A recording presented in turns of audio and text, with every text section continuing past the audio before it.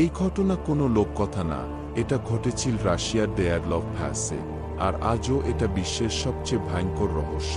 1959 সালে ইগোর দেয়ারলভ নামে এক অভিজ্ঞ অভিযাত্রী 8 জন ছাত্রকে নিয়ে উরাল পাহাড়ে ট্রেকিংয়ে যায়, কিন্তু কেউই জীবিত ফেরেনি।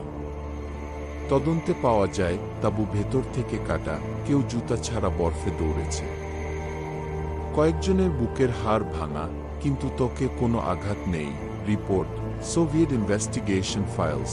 2 জনের কাপড়ে পাওয়া যায় অস্বাভাবিক মাত্রার radiation.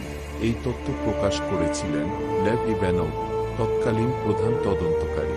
Source official Soviet records. সরকার বলে প্রাকৃতিক দুর্যোগ, কিন্তু বিজ্ঞানীরা বলেন এই আঘাত মানুষ বা তুষারধসে সম্ভব না।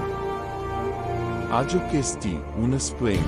তাহলে তারা কি দেখেছিল শেষ রাতে? তুমি কি বিশ্বাস করো? নেচার, মিলিটারি না অনিয়ম? কমেন্ট